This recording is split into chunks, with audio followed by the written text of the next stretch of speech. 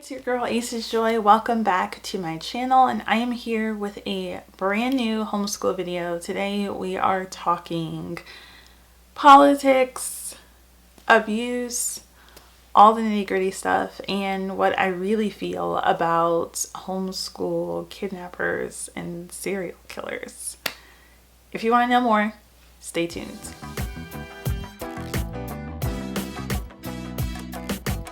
Hey everyone, so my name is Candace. If this is your first time here, I make videos about my experience as a former homeschooled student. I was homeschooled K through 12 and now I'm an adult, and we don't get to hear a lot about adults who have been homeschooled.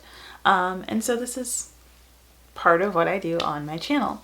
Today I wanted to address some things because homeschooling has always been in the news, and it's been in the news even more recently because it's growing and it's controversial and it's an option that people are more aware of, etc., etc.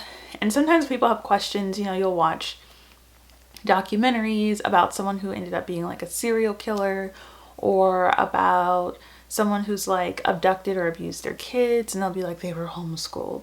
And everyone's always kind of like, oh, this is, are these people crazy? What do you think about it? And then most recently, I really wanted to respond to this Washington Post series that just started a few days ago. The initial article in the series is titled "The Revolt of the Christian Homeschoolers," and it chronicles a couple who were both homeschooled their entire lives. They got married. This is them, Aaron and Christina. They have a beautiful, lovely family.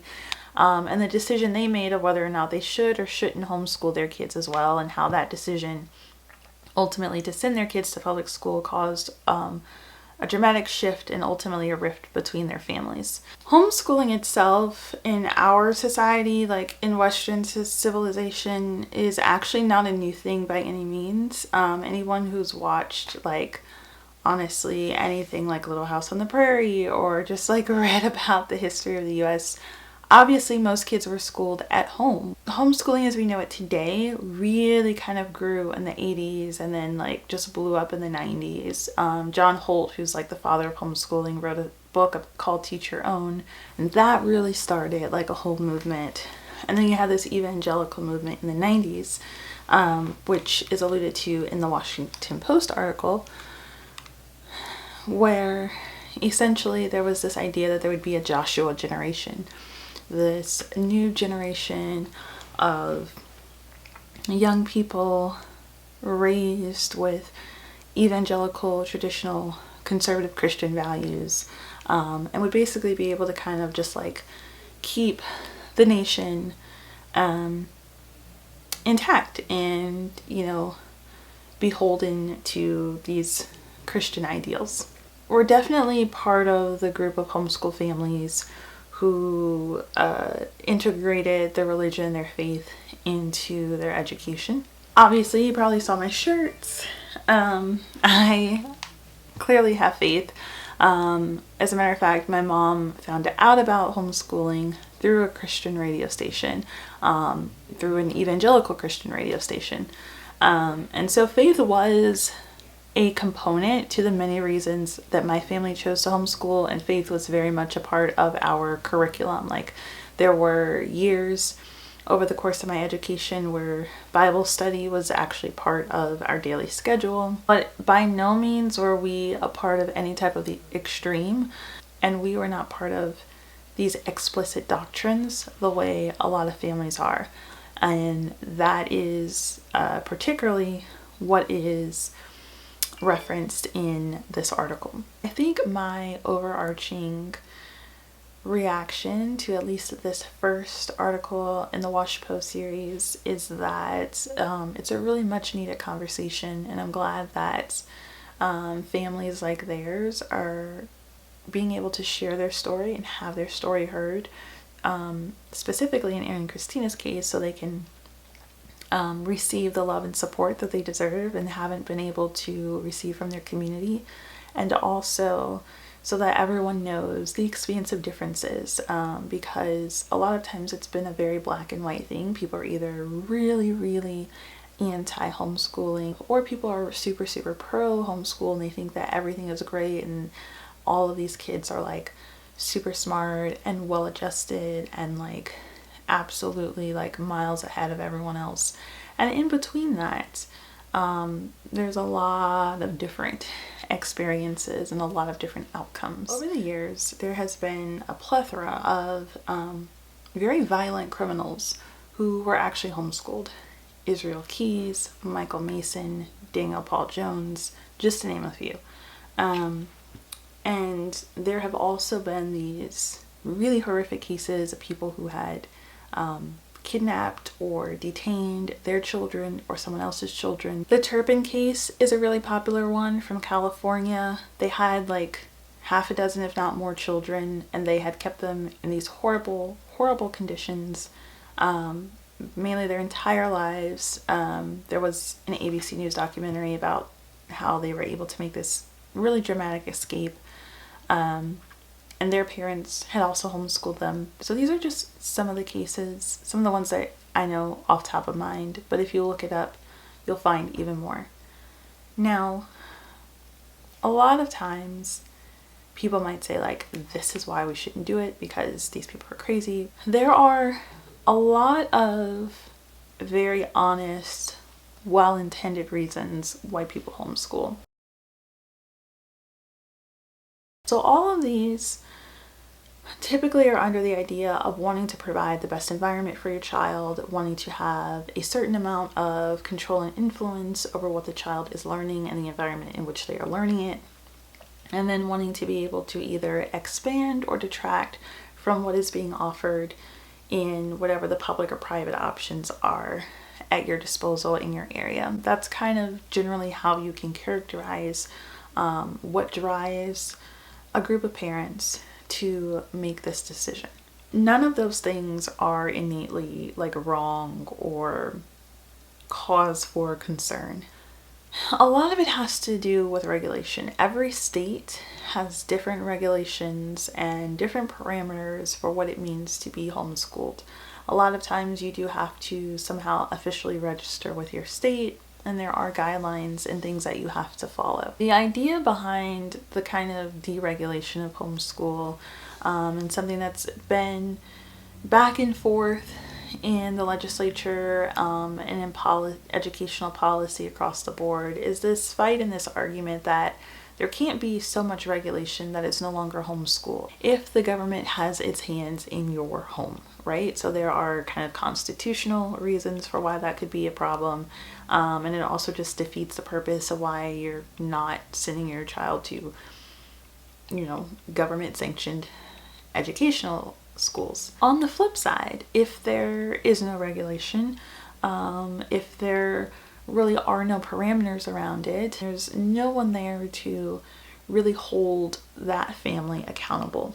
Most of the time, this is absolutely fine because, again, the average family who's doing this is of a sound mind. They're completely well-intentioned and things work out just fine. But just like crazy things happen in public or private schools, crazy things can happen in homeschools. It's not exempt. Just because people go and say this is the better option doesn't mean that it's exempt.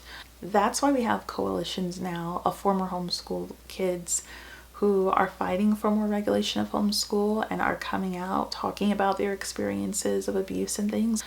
These are some of the considerations that we heard during the pandemic, right? There was the idea that the pandemic was going to be harmful for students coming from abusive families because for millions of kids across the country, school is it's an escape from the dangers of home. And so if you're homeschooling, you're coming from that kind of environment, you are subject to those things. And because there's so much deregulation across the board, there's nothing there to really protect a child if they're coming from that family. So if I wanted to go out and kidnap a little kid right now and I wanted to get away with it, I'm absolutely going to homeschool them because that's something that I have complete control over. So if the kid is out on milk cartons, and there's Amber Alerts about them, I don't have to worry about the child going back and forth in the school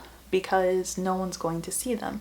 They're not exposed to people on a daily basis who might look for signs of abuse. I often thought about this a lot because whether it's educationally or for a child's just general well-being,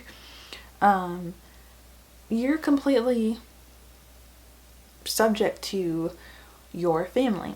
When we lived in Ohio, at the end of every school year, we actually had to go and present kind of a summary of the work that I had done over the school year to someone who was part of the homeschool administration to kind of certify that I did do work over the year. I actually had learned and completed schoolwork. So that was really to kind of check things for me educationally. That was kind of minimal, but it was helpful. I did take Iowa's standardized test at the end of every year, the way students do testing at school. So that was something that my mom had to get certified for, and she would administer the tests. I would send them in to get scored, and that's how we get my score back. When we moved to North Carolina, it was a completely unregulated system. We did have to register with the state, so they knew who I was, they knew where I lived, and they knew that I was being homeschooled at a certain address by my parents. That was like on the books. But we did not have to go anywhere to certify my schoolwork at the end of the year. It was our understanding that someone was going to come to our house each school year to observe us and to just make sure that the environment was safe and healthy. However, that never occurred. No one ever came. No one checked on us. No one really had any type of communication at all. And I remember even as a young person thinking that was odd and being like, well, what if I was in here playing video games all day and didn't know how to read? Or what if I was being abused every day? What if, my parents were withholding food from me or were keeping me locked up in my room? Like, no one would know. There would be no one that I could call or talk to. There wouldn't be like an administrator. There was no like homeschool hotline to be like, hey, this isn't right. Like, that's just what my life would have been. And that is kind of my perspective. It's not, I don't think, the nature of homeschool itself that causes these tragic and horrific stories or these monsters that we hear about. It's just the fact that the people who are in these situations, again, are able to leverage that lack of accountability, and they're able to really exploit the opportunity of homeschool for their advantage so that they can live under the radar and keep perpetuating harm. So all of this really leads to my last section, which we've already kind of talked about a lot, which is this idea of regulation for homeschool. And I do believe in regulation for homeschools. It is really important that we are ensuring that every homeschool child is in a safe environment. So that is going to, help identify things like the Turpin case. If someone had come and done, a check-in on them, particularly one that was unplanned, I think that would have helped to know that like something was wrong and that the kids were not in a safe environment. When it comes just educationally speaking, I think honestly just ensuring that the child is testing every year should be enough to just make sure that they are learning and understanding the basics. Now, there are some homeschool families who are anti-testing, and that's another reason why they homeschool. And so they may be against testing their kid because they may not want their child to have that kind of process. And so that's why I said I think that's a debatable thing, but it's just, in my opinion, something that I think could be helpful. Children in general are vulnerable in society in the sense that they don't have that much agency. When they're going through structured systems, as faulty as those systems can be, and I know just from my years as a college access counselor, there are a lot of structures and systems and processes that fail children all the time. In light of those failures, there are systems there. And those systems should exist. Even if they fail, the fact that they are there gives you even a recourse if it fails to say that this is what should be happening. And so kids who are in homeschooled environments, because those are also other educational structures and options, those kids need to have those same resources and those same pathways to get assistance and get help if they were to need it. So that's why I wanted to have this conversation. I know it's a bit abstract in thought, but it's something that's really integral to the fiber of homeschooling and what it means to educate your child at home. I'm always open for more questions and to discuss things in more detail. But until next time, make sure you subscribe if you have not already. Leave a thumbs up and leave a comment if you have questions, or just if you enjoyed it. It will help more people to reach this content. And I appreciate the time that you spent with me today. I will see you in the next video.